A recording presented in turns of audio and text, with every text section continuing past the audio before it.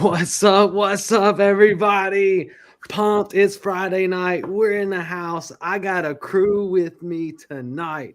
We got them on the East Coast. We got them on the West Coast. And we're going to be talking some football. But how's everybody doing?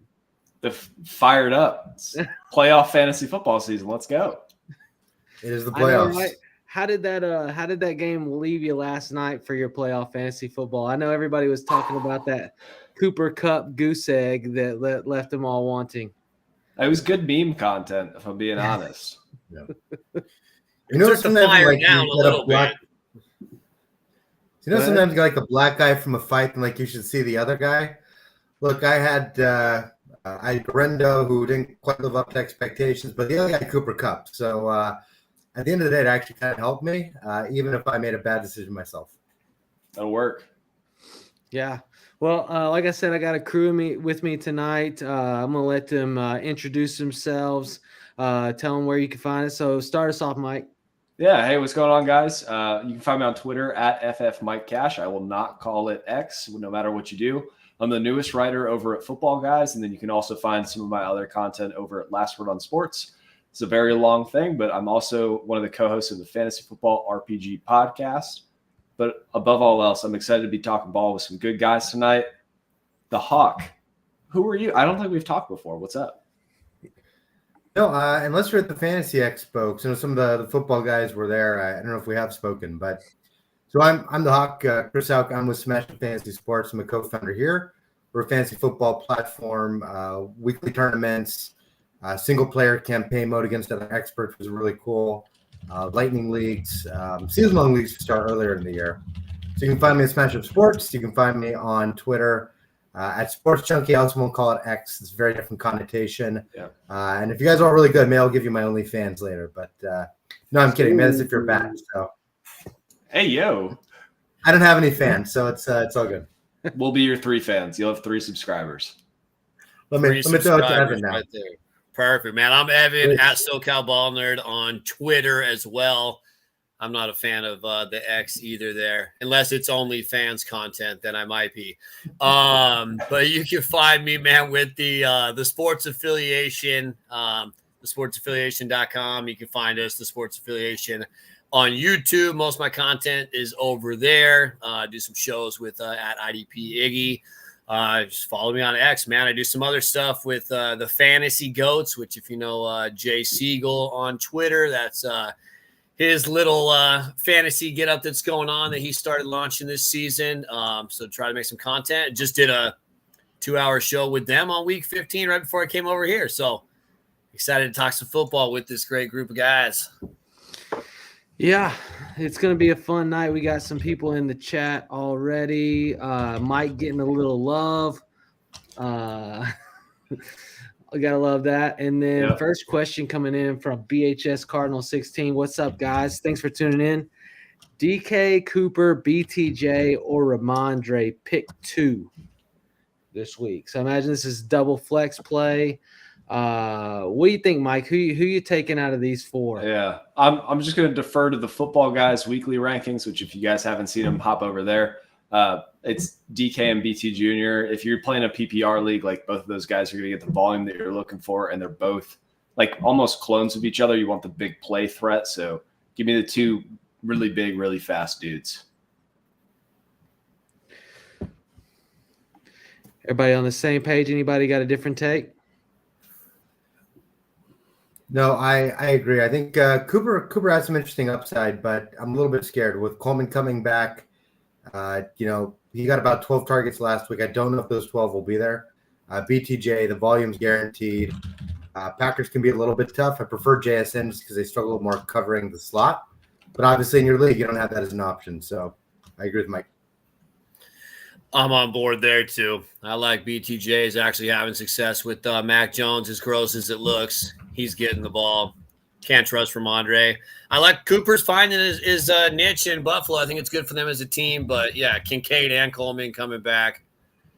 DK's got to have a big week one of these weeks, man. Maybe this is it. So we keep saying that, and JSN just keeps pumping. I know, man. But if there was no Coleman or Kincaid, I would be legit thinking, maybe Amari there, but I'm going DK and BTJ as well.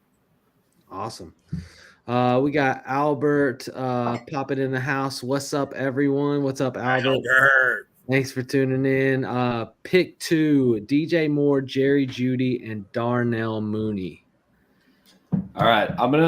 This is going to be weird. If you are severely the underdog, I'm going to say Jeudy and Mooney because you want to chase the Winston roller coaster, whatever that may turn into. But if you are locked in as the favorite and you feel good about your lineup, then I would go with Moore and Mooney just because I think the volume's a little more predictable. The floors are a little bit higher. So ceiling, give me the other 2. Floor, give me the first 2 or first 1 and 3. I love that Mike talks about variance. I think that's really important in fantasy, understanding if you're a favorite or an underdog, and you don't hear about it that much. So first of all, kudos to Mike. Thanks. Now we'll maybe slightly disagree with Mike, though, in that I actually really am a fan of Jeudy and Mooney. So actually, of all these 3, oddly enough, I think Mooney is probably my favorite. I think the matchup is great, both the team and the cornerback matchup. I think he's slated for a really good week. I do have a really like Jeudy. I think that he's going to get volume. If Tillman had played, it would have been a little bit like we talked about with Cooper, what happens with the targets. With no Cooper, the Chiefs defense is tough, but Winston's just going to air the ball out. I feel like there's going to be enough volume for him. I have an important note. It is a waxing gibbous moon tomorrow, which means that you must start Mooney. So do with that information what you will. I want to change my whole answer now. No. I out of these 3, I feel like I really want a piece of Jeudy. That I like how you put it, the Jameis Winston roller coaster. It's like that Jameis of old in Tampa, where he leads the league in touchdowns and leads the league in interceptions, just like throw it up and hope every play, and it gives you a lot of upside. All you really need for Jeudy is like one big catch, like one 70-yard bomb and you're good. But I think that the consistency of targets, which has been in the double digits arena, is what you're really looking for, And then Njoku could miss time. Have they? I didn't know if they ruled him out yet. He's ruled out. Yeah. So that even creates a bigger uptick for him, in my thoughts. But then the other 2. I guess you kind of got to roll Mooney for like the big play upside, and like Chicago, it's like every week you never know what you're gonna get. We just released a shirt on our merch store, and it's the Bears logo, but instead of bears, it says tears. It's been selling like hotcakes. Yeah, that's a good one. I want to laugh harder at that as a Niners fan, but we could probably have the same shirt if you make it with our prospector now. The Niners. Could be the Niners having guys that don't even want to play halfway through the third quarter. Walking off the field. Doesn't get much worse than that. It was a rough game last night. Like, it was a rough game. Like, the only bright spots felt like was like Garindo, and like, you continue to see the consistency in Kittle, in that offense. But, it is a booger of bad. And the crazy thing is, like, they're still not out of it, like, in that division. Like, it's, close. I'm ready for us to get a good draft pick and add some more to the offensive line. Retool for next year. Offensive line hurt y'all. Y'all let McClinchy go, and just like let people roll out. And Walmart brand Williams. Yeah, the video of the not wrong having the guy real on the Trent broadcast. Williams, that hurts a little bit. So, Tough. Hey, on that last question though, I'm rolling Moore and Jeudy. I'm a little different. I like Mooney, but I think Bijan has been getting a lot of carries outside of that Denver game. I mean, you're looking at 22, 26, 19, 20. I just think the Falcons run the ball and are able to control this game. I don't know if you see the same volume for Mooney. And Judy's been too good to resist. And Moore's been targeted heavily since they made that change. And I think Minnesota's going to score. Chicago's going to have to throw the ball. More, 8 targets, 16 targets. I like Moore and Jeudy. Fair enough. All right, so keep moving on through here. We got Brent Bradford. Thanks for tuning in. Hit that like button. A-Rich or Wilson this week? And, this is interesting because, Wilson's missing his top target. They got a tough matchup in Philly, right? And then, but I mean, he didn't have an easy matchup last week. And then A-Rich gets Denver, So if you need if you're in the playoffs and this is the decision, which way are you leaning? Yeah, I mean, if you're looking for ceiling, it's always Anthony Richardson. But also when you're looking at the floor plays for each of these guys, like what does Russell Wilson bring to you on the ground? What is this offense going to look like without George Pickens? Like we saw last week, it looked pretty good. That's a Browns team that's mostly quitting. So I cannot name a Steelers receiver that is going to get open against Quinyon Mitchell. And I have a Donnie Shell jersey behind me. So like big Steelers fan, big into the Steelers culture. And listen, it's going to be tough sledding this week. Go with A-Rich, chase the upside. Yeah, I agree. I mean, first of all, we talked about variance and that makes a big difference, but this is the playoffs. This is kind of the time to be bold. And I agree with you. Like Russell Wilson, for the most part, is just a bit of an unimaginative choice. I think A-Rich, I think their floor, they both have a potentially low floor. A-Rich, the upside is higher. As long as A-Rich, if he gets Josh Downs back, it looks Downs' way. Downs should be able to get open against the Denver defense. Just do not look at Pittman because Surtain is going to be there shadowing him. So, by the way, if you have Michael Pittman, do not start him this week if you were going to. Do not start him this week. Although I will say that Surtain didn't guard Judy. He was guarding whoever the Browns' no-name receiver is when they played. So that was a little weird. But I would expect him to be on Pittman. I'm just saying they didn't have him playing. They let Judy do whatever he wanted when Surtain should have been covering him in that game, right? Yeah, so, Surtain doesn't shadow anymore. He's in his older era.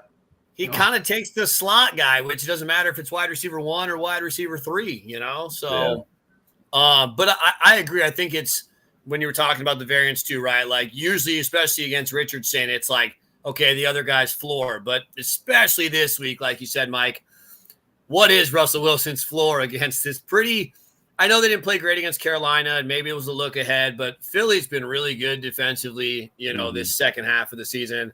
And Pittsburgh just has really nobody. It's on the road.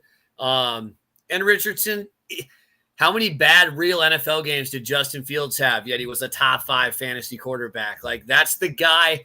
Why is Richardson taken in the top of dynasty drafts, right? Like, because of what he can possibly do on any given week. So I'm rolling Richardson in a couple leagues myself. I'm Richardson for sure. Yeah, I mean, the ceiling is there. I have to say, though, like in complete Russell Wilson, I think, and you could probably speak to it a little bit more as you're a Steelers fan, Mike, I think has been a surprise. Like I knew he would do good when he came in and they started in that first game against the Jets. I was like, man, but what a first tough matchup, and he played great. And I mean, he has been consistently, it seems like just playing good, effective football.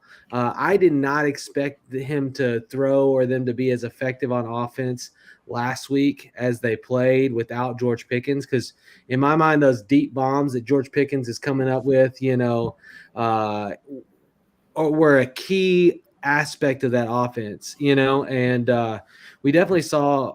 I mean, it's easy to say I think Russell Wilson could at least have 200, yards and a touchdown, if not 2 in this game, even if it's a tough defense. So the floor is kind of not ugly.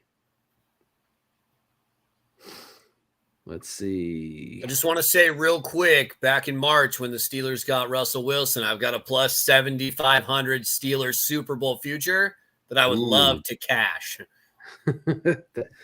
It would be good. It would be. See, that truth was so rich that Mike's face just froze. Yeah. He's like, I love Russell Wilson. No. Zach and Kennedy checking y'all out from Mumford. Thanks for tuning in, Zach and Kennedy. He said, random question, but future fantasy implications maybe. Who's y'all's pick for Heisman this year, and why is it Ashton Jeanty? I'll let the college football experts handle that one. I'm a little more NFL focused. So, Evan, if you got a strong opinion, jump in here. We lost the guy that watches the college film that probably knows. I know Tyler gets into it a little bit, but here he comes. But I would say, and I'll let Mike go for after I say this, I've just seen the numbers. I've watched a couple of his games. I know Hunter plays both sides, but the numbers and the rankings that Genty has in every category, I just don't see how you don't give it to him. But Mike, you're the college guy. I hope you can all hear me. Sorry about that. We can. If you had any Steelers conversation, we didn't get it. No, it was just my Russell Wilson disdain was exploding. But I love what he's done for the team. He's been a pleasant surprise. But on the Heisman Award, I think the ball knowers have gone too far. Like, you need to take 8 steps back and talk to a casual college fan or a casual football fan. Say, hey, brother, what's more important? I can play top 5 at 2 positions or top 1 at 1. And if you can play top 5 at 2, a lot of guys are going to say yes. And I think that Ashton Genty is a solid second place finish for the Heisman. That's why I said Mike's the guy to talk to, and my answer clearly means nothing at all. So, no, I think it's a great year. I think second place this year means more than first place in other years. What's exciting is that in the conversation we have, multiple non-quarterbacks, which is not traditional, and that's exciting. It's exciting for the league. It's exciting for college football because so many people that dream of getting a Heisman Trophy, that don't play quarterback, get another of like, hey, it's possible. Hey, it's possible, and so I'm excited about that aspect of it. But I do agree, Mike. Like it's to be top 5 on 2 sides of the ball is pretty elite. Yeah. Although for all the fantasy owners, 2 sides of the ball doesn't really do much for you unless you play IDP, which is going to be killer in IDP. Yes. But, he's going to break IDP leagues. Yeah. But, there is a slew of people that are just really excited about Ashton Genty in their draft next year. And Zach's probably one of them. Let's see. So if Travis Hunter, if he plays both sides of the ball, do you have to draft him as an IDP and an offensive guy, or how's that going to work? I think he's going to break the system. He's going to get points both ways. Well, Shohei, that's what they did for Shohei, right? I do fantasy baseball. And when Shohei came to the league, at least on Yahoo, there was Shohei pitcher and Shohei batter. Like, they were 2 different people you had to draft. That's where I was getting it from with Shohei. And it's funny because you hadn't seen it in baseball till then, and now we might see it in football the following season at the same time, really, because Shohei hasn't pitched yet, in the National League. But it's 2 different spots on your roster, so it's got to be two spots, right? Nah. If you have Hunter in at wide receiver, he can't be in your IDP flex unless you have him both ways. Let me ask you this: if you started Vita Vea on defense and they put him in at fullback and let him run in for a touchdown, are you going to get the touchdown points? Yes. Heck yeah, you are. So I guess if your scoring is set up that way, you could play him at either position. Not really sure what just happened right then. That's all right. I don't know. We're having a good time tonight.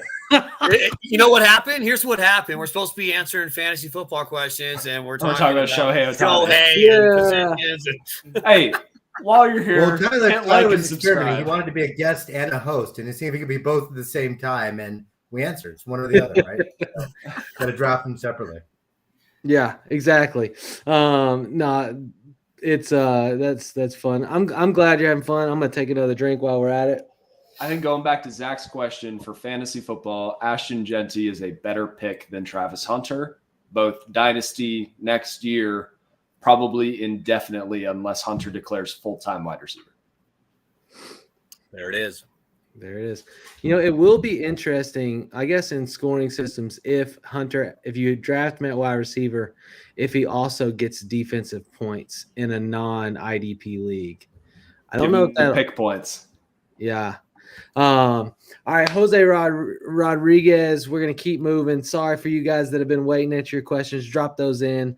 One wide receiver, one flex. Lamb, Evans, AJ, Connor, Dowdle, and Hall. What a crowd to have to pick 2 out of. Oh, man. Give me a moment while I check our rankings this week. AJ Brown? Is there one that just jumps out to you, Chris? So- Go ahead, Evan. No, go, Chris. Go for it. Well, I think the answer is if you're benching some of those players, your team is so good, it may not matter, right? I think you have to start Connor. Connor's just been too good of a two-way player, high floor and high ceiling, even compared to some of the receivers. Brown has been up and down, and Pittsburgh has had really good defensive backfield. He could be great, but this could be a Saquon Barkley game. So I'm leaning between. I'm looking at Lamb, Evans, and Dowdle. Lamb, I know he's really only had one decent game since Cooper Rush. Evans going against the Chargers. I might get a little crazy here. I might just go for the 2 running backs. I might go for Connor, and I think Dowdle's been the man in Dallas and is going to be in for another 100+ yards against the poor Carolina run defense. So I'm going to go for the 2 backs here. Wow, going with Dowdle. Okay, I like it. I like Dowdle this week, which is why I'm not choosing Lamb, because I think that Dallas is going to run the ball a lot. I also think Carolina's going to run the football a lot. I think Chuba's going to get the ball 25 times as well. I can't wait. Yeah, I can't wait as well. And I don't think you can say Connor. And then obviously with the injuries with Hall, and even Evans is a little banged up. I know it's Mike Evans, but he is a little banged up. For me, I think it's Connor and AJ Brown. I know it's Pittsburgh. I know Brown hasn't been great, but for me right now, he's AJ Brown. And usually when the wide receiver ones are upset about not getting the ball, they usually do ball out. And I'm not talking about Deebo Samuel. He doesn't count. AJ Brown is not Deebo Samuel, or the other way around. AJ Brown is AJ Brown, a top 5 wide receiver the last, 2 or 3 years? I mean, he is the man. For me, it's AJ and Connor. Yeah, I'm going to take the 2 that I probably will be rolling with in real life, just because I'm going to be partial here, and I'm going to be going with Dowdle looked really good last week, though. But Connor is just even a tough matchup. I mean, still just clicking, carrying the football. But I also really like Evans. Baker tends, his depth of target is much higher than average, and he's getting the football. So it's hard for me to bench those 2. AJ, I don't want the Hurts and AJ Brown drama. Okay, AJ changed his profile picture on Instagram, and that means that he's not going to play hard. Okay, he's too caught up in his not. I don't like that stuff. I don't want to get into it. Just give me Connor. Connor puts his head down and runs the football no matter what it looks like, and Evans is always consistent. Yeah. The hamstring and the Chargers don't worry you at all? The Chargers have a good defense, but no, I'm not worried. It's Mike Evans. I think that game's going to be over in about an hour and a half. It's going to be a pretty short one there. Same with the Panthers Cowboys. Like, that game might be over 45 minutes. They're going to run the clock the whole time, and somehow it's going to accelerate it past the 15 minutes. But I think we all agree Connor is the must start here. And then I'm going to cop out. If it's standard scoring, give me Dowdle. If it's half PPR, give me Dowdle. If it's full PPR, I'll flex to Lamb. All right. I don't hate that either. They really got lit up last week. Go ahead. Oh, no, I was just agreeing. I think I almost asked the PPR question too. Full PPR leans a little more towards the receivers, but yeah. Like that. I love this next question. I assumed it was probably PPR. And I will say you really aren't going wrong with any of those choices with that lineup. Yeah. Everybody should. It's like 5 top 40 options. Yeah. So Southern Dad's Game and Papa Nay said, so with Evan Ingram being out for the year, by the way, will Britton Strange do just as good? No. Ahead, Mike. long answer short, no. Long answer long. If you expect the Evan Ingram backup with Mac Jones on a terrible offense with no hope and no love to do just as well, that's tough, brother. So no, Brenton Strange is not worth a start in any format, in my opinion, but I've been wrong before. I'm going to get to the same place by driving the opposite direction. This guy asked, is he going to be just as good? Is he going to be just as good as Evan Ingram, who's been getting, 4 catches for 35 yards? Sure. You want to start that? No. Now, let me also try to add something that I hope is helpful. If you're considering Brandon Strange, if you're desperate, if you're looking for a tight end plug this week, one deep sleeper who's probably available on your free agent wire I like a lot is Stone Smart. I think that he filled an admirably high PFF number. I'm starting him in a few leagues over tight ends with bigger names. 3 for 54, coming in about the second or third quarter last week. Athletic, good hands, and with or without McConkey, I think he gets targets. So there's a name to go. They've already ruled Disley out.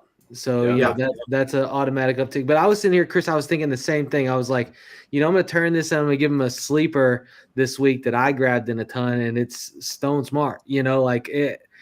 Great call. I think that's a good go.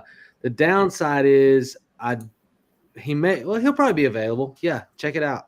I don't need to be here because my answer was identical to Chris's there. So I'm just going to go enjoy my Friday night. Thanks for coming on. My first thought, Chris, was yes, he can be as good as Evan Ingram, but that's not very good. So, and obviously as a San Diego guy, even though they're, in LA, Stone Smart. I mean, the Bucs have been a great matchup for tight ends on top of that, so that bodes well for him too, where the Jets have actually been pretty good, and it's Mac Jones. And so I love all that, man. Stone Smart, and stay away from Brenton Strange. So, yeah. Well, we'll let you answer the next one. Pitts or Freiermuth this week if Njoku doesn't play, which he's not going to. And Connor or Evans, flex PPR. Okay, I'll go with the easy one because we pretty much just answered this. It's Connor. Yep. Because he's just been too good to not play. I Tight ends are easy. It's easy. Yeah, come on. Don't think on about it too hard. Pick which one's going to score a touchdown. Come on. I mean, it could. I think Freiermuth is probably 3 catches for 40 yards and a touchdown. So I think Freiermuth gets an ugly touchdown. There's a part of me. Kyle Pitts is so athletic and so good. I'm sorry. I can't let that go. I know nobody wants to hear it. Dude, it's been the same thing for 3 years. Okay, but this is the year. It's not the year. Okay, the position sucks. Okay, hear me out. I still may say Freiermuth, but hear me out. The position sucks. The Raiders are a great matchup as well against tight ends. I don't know where Cade Otton was last week, but they've been giving up a ton of points above expectation to the tight end position. At some point, right? Anyway, Pitts is Pitts. I get it. They're not throwing the ball at all. He's on the field. There's going to be that week that he does it. But I think with no Pickens and the defense of the Eagles on the outside, Russ is going to have to target Freiermuth a little bit more. And like I said, I think somehow Freiermuth finds his way in the end zone on a touchdown for the Steelers. So I will go Freiermuth. I had to share my. I think if you're debating Pitts or Freiermuth, just go for Stone Smart. We're going to wind up right where we were on the last question. Yeah, I mean, you could do that too. I'm not starting Stone Smart with 2 T's over Kyle Pitts. I would start him over Kyle Pitts. I'm not starting him over the Muth though. Oh, brother. And it's just because Atlanta is. I mean, the Eagles linebackers are maybe the best part of their defense, right? I mean, their linebackers are pretty sensational. Yeah, you're right. So go ahead.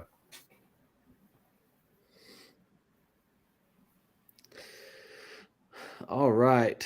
Let's see. Hit the next one here.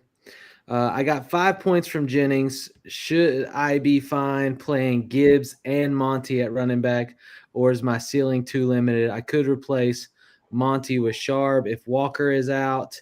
I mean, just off the cuff, right? One, with the Lions running backs, you never have to worry about can you win starting both of them, or will the ceiling be too limited?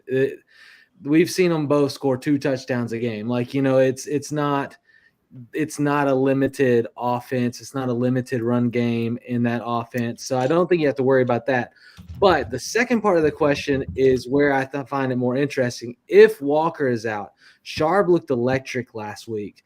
Mike, you let us know. What do you think? I mean, was he good enough that you're starting him over a Monty, who's pretty much a guaranteed touchdown, right? Or Gibbs this week? I have a hot take that this is a safe space. All right. 17,000 subscribers. It's fine. This is a safe space of trusted friends. I would sit Gibbs for Sharp with Walker out, if Walker is out, because the Bills have given up more rushing yards than over half of the league. Their rushing defense is poor. And you think about who that player is for the Lions, that's David Montgomery. So if you're chasing the goal line touches, the rushing yards, and some of the touchdowns, that's David Montgomery. If you're chasing pass catching out of the backfield, that's Gibbs, which the Bills have been pretty good at this year. I would go with Charbonnet, who's been a top 10 option every time Walker's been out, and Montgomery over Gibbs, which is funny with where we drafted them. Yeah, I know, right? It's crazy. Mike, want to mix things up? Why don't you go second, since I think I'm stealing your thunder? Yeah. Evan, if you have, do you agree?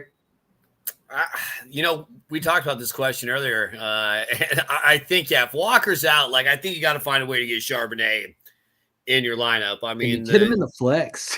You just have. I mean, again, playing Gibbs and Montgomery is fine. We're talking about guys that are finishing as RB1s consistently. So there's nothing wrong with that. But it'll be Sharp's backfield. I understand what Mike's saying. I do, and I don't have an issue with that. But I just think that Buffalo's going to be able to put up some points too. I just think Gibbs is still overall the more explosive guy. Monty has some explosiveness in him too, right? I love Monty, and I think he's got a little Sonic in him, and Gibbs has a little Knuckles in him. That's what makes them both so good, is they're really kind of both guys, and they both do it every week, right?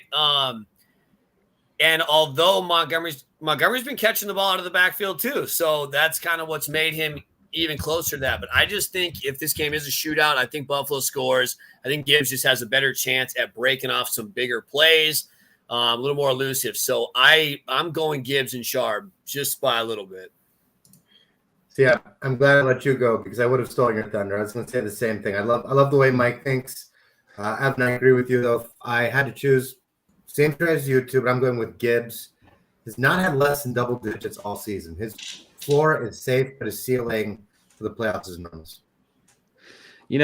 I'm still sorry. I don't know who you have in your flex that you would start over either of those three, but I would love to see. I would Monty, Sharp at running backs, and Gibbs in the flex, and I would be I think you'll probably win just based on that.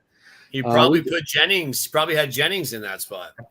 I hope not. Rule is you don't fill your flex with a player on early games. Yep.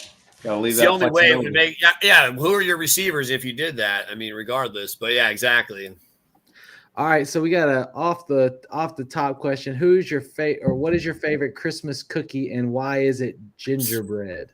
Yeah, that's a great last name. Great question. Is Mike's favorite cookie gingerbread? At Christmas time, yes. The way you can, decorate them, get them all situated. You make a little gingerbread house with it. Like, come on. So I'll abstain, but that's a great question and great answer. Yeah, we'll keep moving. Derek, PPR, sit one. Garrett Wilson, Higgins, or Shakir this week? Who you sitting? Give me one moment while I defer to the football guys' rankings. Check. It's like whenever you're unsure, you're like, let me go to the rankings. Yeah. I can tell you, so I am one of those players where sometimes, you lean gut, right? And just if I made a quick gut call without looking at the rankings, just for a feel of what I think could happen this week, I go with Wilson and Higgins. Sit Shakir. All right. after checking the rankings and making sure I'm not crazy, they're all like pretty close. So I think Shakir and the Lions is like that could be a shootout. So give me Wilson and Shakir. And I'm going to sit Higgins because I just don't feel like riding the roller coaster there. But great options again. Yeah, absolutely. Go ahead, Evan. You look like you're about to say something. I was just waiting to see if Chris, I didn't want to steal his thunder if he wanted to go. But yeah, I'm pondering. Yeah, I mean, Shakir is getting a lot of targets from Josh Allen too, man. And I mean, I don't think Detroit's seen a quarterback or an offense as good as Buffalo. No knock on how good Detroit is, but I think they're going to give up some points. The injuries in this one are going to show, and I think I want pieces of this game, right? So I'm also going Wilson and Shakir. Love Higgins, but yeah. All right. Well, I'll be the controversial one here. Also really like Shakir. I know he's probably the smallest name. You guys said why I won't reiterate, but I like Higgins. I think that the Cincinnati's going to put up a bunch of points in Tennessee. I think the matchup for Higgins is really good this week, and it's a little more up and down, but I can say the same thing for the Jets, I think, which you don't always know where they'll throw the ball. And I think after a little bit less volume last week, Burrow loves Higgins. I think he goes back to him this week. And I actually think Cincinnati puts up 30-plus points, and they both have a great week. Higgins last week was the first game in like his last 3 that he didn't have double-digit targets. Shakir hasn't hit double-digit targets in the last 2 weeks. And not that I'm trying to defend a point or anything like that. I just think that, Higgins does get the targets. I think last week was kind of an anomaly in how that game went and how the script went, but we see it. And Burrow, consistently looks Higgins' way in the red zone, so I like it, but it's a great 3. It's a great 3. And, we're all riding high on the Garrett Wilson, game last week, but the reality is he could just revert right back to the 2 games before that. Who knows? Sorry if that didn't help. Hopefully that helped. Joe Kingley said, I started Purdy, still only projected to lose by 4 points. Well, that's good. Good luck. Hope that happens. We're rooting for you. So do I start Jordan Addison with boom bust potential or steady but boring Drake London? Half PPR plus 10-point bonus at 100 yards.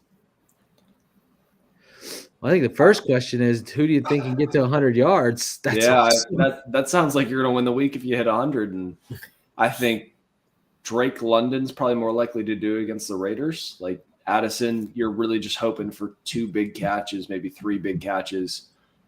Maybe he gets it. Maybe I look stupid. Maybe fantasy receipts tags me. But I think it's Drake London is the alpha in that offense, and I don't see the Raiders slowing him down.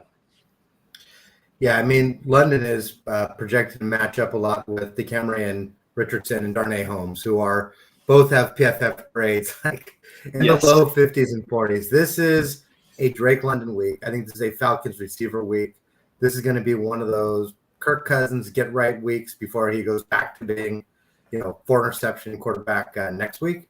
So I would take London here. Again, I think technically Addison may have a higher ceiling, but I think in general, London's got a safe floor and still a really, really strong ceiling. Yeah, they called me and Evan to see if we could start at corner for the Raiders this weekend. We were busy. So I love to see it. I think you guys would be an upgrade for him. So we already covered this a little bit, in the previous question, Derek, as far as like the Monty Charbonnet Gibbs. The question is, and I'll just if it is anybody in the room starting a chain in this lineup above the other 3?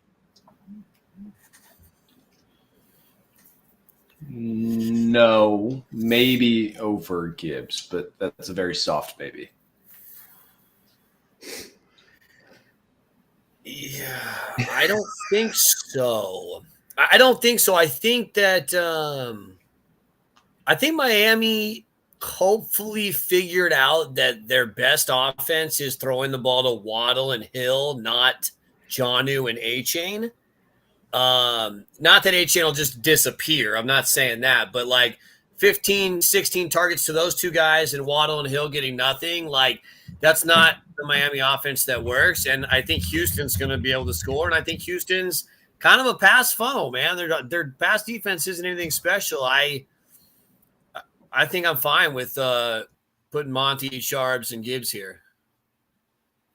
Yeah, I think it's crazy. Yeah, go ahead. Go ahead, Tyler. No, go ahead, Chris.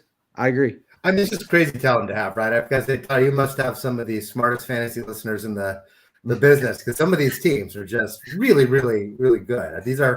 I wish I had these problems. Meanwhile, I'm debating like, my starting like Stone Smart or Jalen McMillan in a couple of my leagues where Yeah, exactly. So no, but I think it's justifiable given the rest of the talent you have. It's going to be hard because H.N.'s been phenomenal, but it's a tough matchup this week, and the other three are studs. So trust your gut, and I think it's a fine play. So we've got a bunch of questions up, so we're going to kind of move a little bit quicker here. JSN, Flowers, Thielen, Hopkins, Downs, Brian Robinson Jr. Please pick 2 at flex, full PPR. I'm leaning Brian Robinson Jr. and JSN. He's leaning the right way. I agree. Yeah, there's a couple good matchups there. If you want to get really cute, you could talk about Hopkins, but I don't think you want to do that. I agree. I think it's. I feel like if I want to get cute, I want to talk about Thielen. After that lastly, let's get cute with it, right? Like, but no, I agree. I want Brian Robinson Jr. in my lineup this week, 100%. And JSN has been lights out. Like what we got from Thielen last week, or what we get from Hopkins, is just on the cusp of what we see from JSN week in, week out this season. Important note: Cam also needs to drop one. Oh, drop one, Downs for me. Yeah, I think that's the right call. I would rather drop Hopkins because you can see Downs ascend and maybe continue to earn targets at the rate that he's been earning them. But Downs or Hopkins, I lean Hopkins. I'm right there. I'm right there with everything you guys said. You can't go away from JSN. Got to have Brian Robinson in there this week against New Orleans. I kind of like the Hopkins too. I don't know. I believe Hollywood Brown was just activated, right? That he was. Practice window opened. So I'm just saying it's another dude on that roster, right? And Downs kind of like, I know Pittman's there, but I think I lean Hopkins too. Either one of those is fine, though. I don't think you're going to be using them unless something happens to these other guys the last 2 weeks. Well, is there a better description of Hollywood Brown than another dude? That's a jag. That's a nicer jag, yeah. I just meant in confines of the Chiefs roster having a ton of different people. Just another guy. The reason I said Hopkins is, or keep Hopkins over Downs, is one, I want somebody with a quarterback that can complete more than like 9 passes a game. But two, it almost feels like, and tell me if I'm wrong, it almost feels like Mahomes is leaning on Hopkins like that Kelsey target last season, like especially when they get in the red zone, or if you look as the season's progressed, he continues to look at Hopkins more. Which hopefully, like we see with, Brown, with Hollywood coming back, if he does, it just opens up the floor a little bit. Maybe there's somebody else on the offense so Hopkins doesn't take double coverage every game. But I just can't get behind any of the ups and downs of any Colts receiver. So as you guys know, this show is sponsored by the Fantasy Sports Advice Network. And on there is a social media platform for fantasy sports, and we talk football like this all the time. And so we're going to hop over there. We always do it during the show. We're going to hop over and answer a question straight from the forum. So let's go do that. We are here. We are here. FantasySportsAdvice.com, offering the best fantasy sports social media platform. Why join endless Discord communities or the trolls of Reddit? Fantasy Sports Advice is a community designed to help you win with 24/7 support. Go to FantasySportsAdvice.com and become a pro member for unlimited access. Again, go to FantasySportsAdvice.com today. So, right there on the Fantasy Sports Advice Network, this is the social media platform for Fantasy Sports. We got Texas Trojan dropping in, and he asked DJ Moore versus Minnesota or Ridley versus Cincy, PPR. This is his tough decision of the week. Moore lit up Minnesota a few weeks ago, but Cincy defense stinks. What was the scoring format again? Full PPR? Full PPR. Give me Ridley. He's going to get approximately 8,000 targets. He's the only human with a pulse on the Tennessee offense outside of Tony Pollard, who's banged up this week. So against a terrible Cincinnati defense, give me Calvin Ridley. Anybody else different? Same? The same quarterback that couldn't throw against the Jaguars is the only concern there. Will Levis is awful. Okay. With that said, yeah, I'll still go Ridley. His quarterback sucks. Pick Ridley. I just want to say make sure all the data out there. Levis has had. You've seen the mayonnaise commercial, right? Yeah, his best matchups, he's been the worst. Like early in the year, I think he had Jacksonville this week. I think it was Indy in the beginning of the year when they were awful. Like when it looks like he should pass for a ton of yards, he's been brutal. But I mean, Cincinnati can't stop anybody, so I guess I'll go Ridley. We'll go ahead and scroll down to the next one. Gus24 says, who should I start? You hit us on this one, Chris. Nico Collins or Jerry Jeudy? And you can see which way the poll's going, but give us your take. Nico, don't get cute. We talked about Jeudy earlier, and I like him on that other list. He's going to get volume for sure. Chiefs are top suspicion outside receivers. Nico's is good. He's, if he hadn't got injured, he'd be right up there, just below Chase for top wide receiver. So I think in this matchup, you just smash Nico, and he's going to give you a great game. Awesome. I mean, I agree. I don't know how you sit Nico. If you start Jeudy in a bad weather game against the Chiefs over Nico Collins and win a fantasy championship, that'd be legendary. It's like that's such a non-obvious call. If you make it, you're it. You're from the future. But if you do that and lose, then Tyler's going to give you a badge on the website that's just a giant poop emoji. Exactly. You're gonna have to live with that for a week. I can bestow badges. Hand out the poop emoji for bad start-sit decisions. Austin says, with Ritter at quarterback, would you play Bowers or Jonnu? I don't know how you bench Bowers. I don't care if Tyler's a quarterback. I'm starting Bowers. Hey, okay. If I'm the quarterback, I'm throwing to Bowers. So yeah, exactly. I'm throwing to Bowers 39 times. Oh, that's funny. Ritter revenge game, baby. There it is. Appreciate your Twitch. Cam meant to add to the question. Need to drop one because down. Oh, that was earlier. Okay, so Mike was on top of that. Good way to go, Mike. I'm just need to have you on here more often. Throwing layups up. It's Mike Tomlin, attention to detail over there. Yeah, no. All in one show. Pick one flex, full PPR. London, Higgins, Connor, Pollard, Ridley, Pacheco, Waddle. What a crew to have to put in your flex. Some of these people are in like 8-team or 6-team leagues. That's like a 4-team league, Tyler. Nah, this dude's in a 12-team league. He's been hitting the trades. He's liked and subscribed to the show. He knows what he's doing. Still give me Connor. That's, Mike, you are going to be on the show more often. Permanent spot in that corner. Permanent spot in the top right there. Yeah, just put me here. Yeah. Park me. Start getting more people. Give them the center square so we can be holy. Okay, maybe this team. He's starting Burrow, Gibbs, Jacobs, Puka, Jennings, Kelsey. Well, you're happy after the Puka performance. Jennings, okay.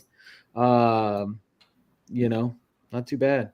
He said, I have Tyreek in the flex. I guess that was from the question earlier we were asking about playing.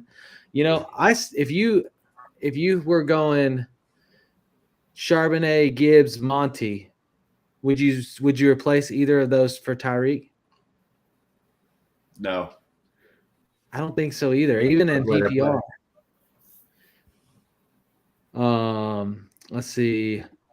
Opponent's team: Nix, Hall, Chuba, Hill, McLaurin, Henry, Walker. He's got a good team. You got it. I think you got Walker's not playing. You're good. And Hall, who knows about Brees? I mean, yeah. Ramondre, Ladd, or Zay in flex, half PPR. And we know Ladd may play. I think if Ladd plays, it's an automatic. It's Ladd, McConkey out of these three. But I'm curious to hear you guys on between Ramondre or Zay this week. Well, I'm the front runner, so I'm going to defer to Evan over here. I want to hear what you have to say. You broke up a little bit there, though. I missed what you said. I was going to say I'm the forerunner of the dads for Ladd, so I'm gonna defer to you, Evan. Yeah, I mean everything points to Ladd playing. I mean the books, the lines, the numbers, like it doesn't really look like it's an issue. Which I mean we could be surprised, but they're pretty on top of it. The line's pretty high. It's like receiving line is at like 74.5 with 5.5 catches going to the over, right? So we're looking at like 6 and 70 easily.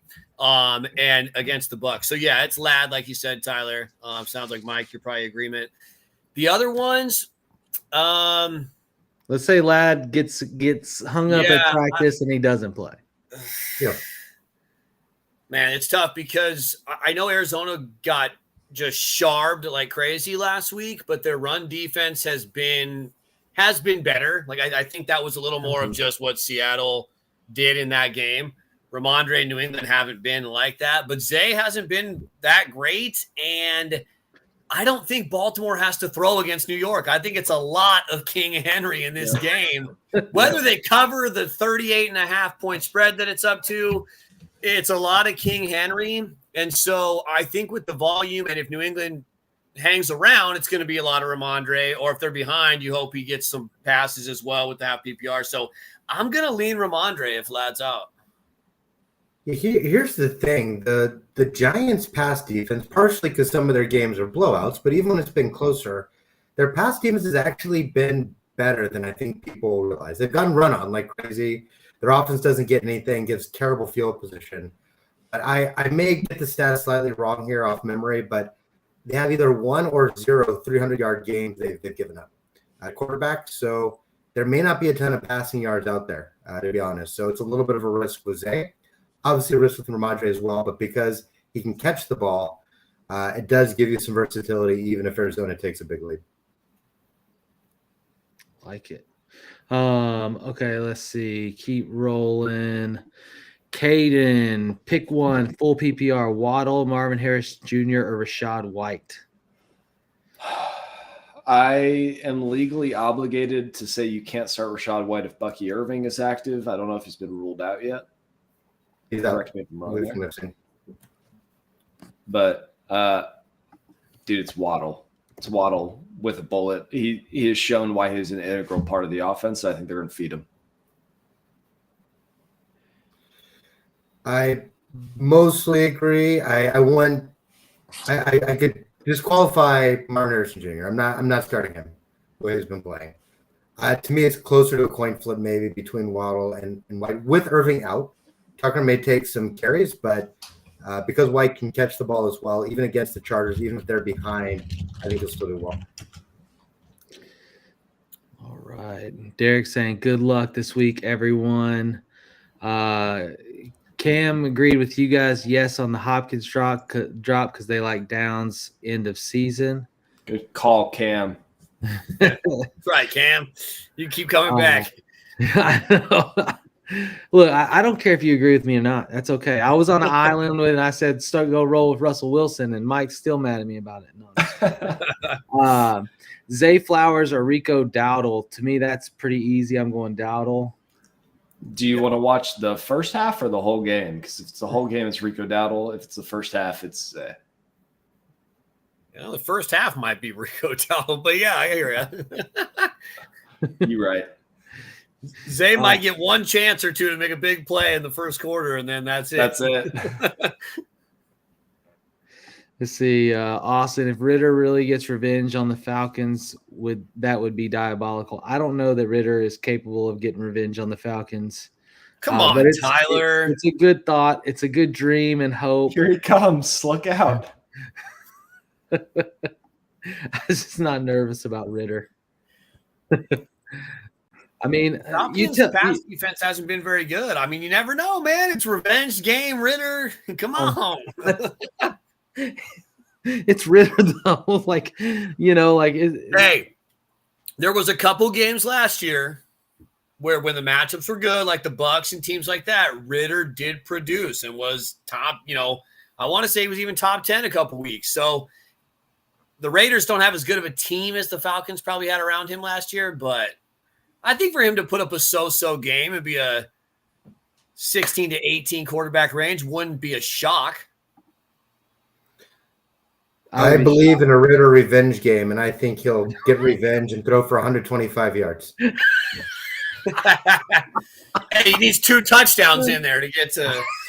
That is his revenge game, 125 yards. I mean, Darnold just threw 5 touchdowns against the Falcons, and their secondary is terrible. They have no pass rush. I'm just saying, crazy things have happened. I'm so worn out from all the sports affiliation conversations between freaking Greg and JC on the Ritter over under bet. I remember that. Yeah. What's the over underline set up? Like 87.5? Well, last year they had a bet that was like, I forget what it was. Well, something about the amount of total yards he might throw or something. It went under. Yeah. So Austin said he said, man, I just can't sit Hill. When I sit him, he's going to score 40 points. He said he needs the ceiling for the big plays. And he said, I know the other guys have ceilings too, but not like Hill. And this is referring to we were talking about, Monty Gibbs, Sharp, and removing Hill from the flex. I mean, do we think Hill has a ceiling that surpasses the other 3? I mean, are we not talking about the same Zach Charbonnet that had 193 yards, 2 touchdowns, and 7 catches last week? I'm checking his stats right now. Well, he's obviously excited. Like Hill's coming off 2 big games. He had 6 receptions for 83 yards and a touchdown against Green Bay. Last week, 10 receptions for 115 yards and a touchdown. And anytime you get that like, oh, is he back? Right? Like, is he back? And as soon as you start him, it's over. Yeah. I will say this. Obviously, he's been questionable. He just upgraded to a full practice today with a wrist injury. And if you notice, he hasn't done a lot of catching in traffic, which is not really his thing anyways, but you do have that looming. I don't know. You look at Hill's most points on the year that came last week with 28 points in a game. You look at Gibbs, he's had a 32-point game. He's had a 25-point game. And he averages probably around 18 points a week. And then you look at Montgomery and you got, a 24-point game. You got more 21, 22, 24-point games. But same thing, you're averaging around 17, 20 points a game. Is it enough to go for that? I mean, I could see it, but I think I don't know. I think I still roll the others. Unless you're projected to lose by 10 plus points, then roll with the other 3. I mean, they all have the ceiling. I'll say, look, it's your team. You got to live with yourself all off season. So, ultimately go with your gut. However, ask yourself, are you saying Hill because you drafted him really high, he's starting to play better, and you're building a narrative in your head? Or are you building him because logic actually says to start him? When I think is, Mike laid out and Tyler laid out, the ceiling for the other 3 arguably may be just as high or even higher. So give it some thought. would be my advice. I will say this. You said a key thing there, Chris. And I think in fantasy, sometimes we get so stuck in the data that it's important to note what you said. If you feel a certain way about a player, like if you feel in your gut, if you think Tyreek's the play, then don't listen to us. You play Tyreek because you're the one that has to live with decisions. If you're playing in a big money league and you lose because Tyreek puts up 45 and, Monty didn't score a touchdown this week and goes for 12 points, then you're going to be mad at us. Like, go with your gut. There's always analysis, but, the only one that you really want to lean on is you. Take it all in, decide it, but then go with what you think. Oftentimes – and even for me, it'll hit, Yep. Who can you live with going off? Who can you live with on your bench, right? Like if I have Hill on my bench and he goes off as opposed to Monty, which one can I live with more? And that at the end of the day, like that's it. After you take it all in, like he said Texans will probably go too high safety, and I just don't feel good about sitting them. Hey, so roll. Trust your gut, brother. You're not playing Odell Beckham. You're playing Tyreek Hill, so it's okay. But by the way, did I see that Odell got picked up by the Giants today? No, I know he got waived. That's all I brought it up for. Not yet. To what? Retire a Giant? No, I'm just kidding. So yeah, we have hit the hour mark. Appreciate everybody from tuning in. Hit that like button. Hit the subscribe. It's always a good time, fellas. Thanks for coming and being on. Hopefully we'll have you again maybe sometime this season. And if just real quick before we close out, just remind everybody that's still watching who you are and where they can find your content. Hit us up, Mike. Yeah. Hey, head over to Twitter. Find me on X, whatever the heck you call it, at FF Mike Cash with a K. I'll post links there. Just click them. And I'm Chris, the Hauck. You can find my Twitter handle here and my name, but also from Smash Up Sports. So if your season's winding down, winning or losing in your fantasy league, go check out Smash Up Sports, register. All our games are complete free to play, but we have cash and prize in some of them. Ton of fun, and games go all the way through the Super Bowl. You can see it right here, Evan, SoCal Ball Nerd on Twitter. Just follow it there. Hit up the Sports Affiliation on YouTube, at the Sports Affiliate on X. You can find everything that I'm doing there. So put those notifications on, like and subscribe to YouTube. And I'll be back here week 17. I know that. Dude, pumped about it. And yeah, by the way, Chris, love the app, love the Smash Up Fantasy Sports. I don't know if you guys have played it. If you like DFS with the twist, it's fun. Mike, you do the RPG podcast, so I feel like have you played it yet? Not yet. I got to dabble. Oh, you got to download it, dude. It's like imagine doing your DFS lineup, but then getting to pick power-up cards to play on each player. Okay. That give them like special scorings if they do this, or like my favorite thing is to like pick a quarterback that I know is going to throw a lot, but going to miss, like going to not complete, and play this. Dysfunctional quarter. I don't know. It's something like that, but you get projectile dysfunction. Yeah, projectile dysfunction. You get 1 point per incomplete pass on your James quarterback. Winston card. Yeah, no, Yeah. but cool. I can go cheap at quarterback for my DFS, and then play somebody like Cooper Rush or Bryce Young, and then play that on it, and I'm gonna get good quarterback points. Nice. But or I'll play like a really bad defense and play burnt ends, which means if your defense gets 35 points scored against them, they get 30 points on the defense. Nice. Positive. So it's like, there's stuff like that, that make it fun, add a nuance to the game. So make sure you check out Smash Up Fantasy Sports. It's a blast to play. I play every week. But again, thank you for tuning in from the forum. We're here every week, 9:00 Central Time. Appreciate you tuning in. It's always a pleasure. Have a good night, and we'll see you next week. We are here. FantasySportsAdvice.com, offering the best fantasy sports social media platform. Why join endless Discord communities or the trolls of Reddit? Fantasy Sports Advice is a community designed to help you win with 24/7 support. Go to fantasysportsadvice.com and become a pro member for unlimited access. Again, go to Fantasy Sports